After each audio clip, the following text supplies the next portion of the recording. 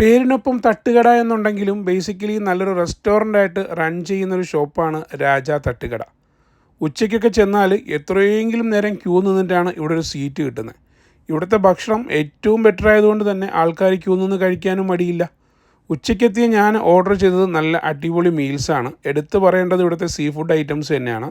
ഒരു രക്ഷയില്ല, അടിപൊളി സാധനമാണ്.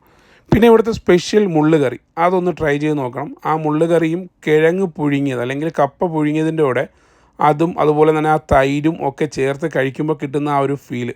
ലാസ്റ്റ് ഈ മീൻ പൊരിച്ചതിൻ്റെ പൊടിയുണ്ടല്ലോ, ആ പൊടിയും ഇത്തിരി ചോറും കൂടെ കൂട്ടിയിട്ടൊന്ന് കഴിക്കണം. എൻ്റെ മോനെ എന്താ രസമെന്നറിയോ.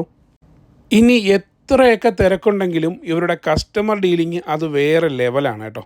ഓരോ കസ്റ്റമറെയും വളരെയധികം സന്തോഷിപ്പിച്ചാണ് ഇവർ ഇവിടെ നിന്ന് വിടുന്നത്. മറ്റൊരു കാര്യം, നമ്മൾ ഫുഡൊക്കെ കഴിച്ചിട്ട് ക്യാഷ് കൗണ്ടറിലേക്ക് എത്തുമ്പോൾ ഇവരൊരു ബില്ല് പറയും. 100 രൂപയ്ക്ക് കഴിച്ചെങ്കിൽ 1000 രൂപയെന്നും 1000 രൂപയ്ക്ക് കഴിച്ചുവെങ്കിൽ 10,000 എന്നൊക്കെ പറയും. പക്ഷേ അത് കേട്ടൊന്നും പേടിക്കാൻ നിൽക്കേണ്ട, അതവർ തമാശയ്ക്ക് പറയുന്നതാണ്. എത്ര രൂപയാണോ നമ്മൾ കഴിച്ചത് അതിൻ്റെ കൂടെ ഒരു 0 കൂടി കയറ്റി പറയും. അത് കേട്ട് ആരും പേടിക്കേണ്ട, വളരെ തുച്ഛമായ വിലയ്ക്ക് നല്ല ഫുഡ് കിട്ടും ഇവിടെ.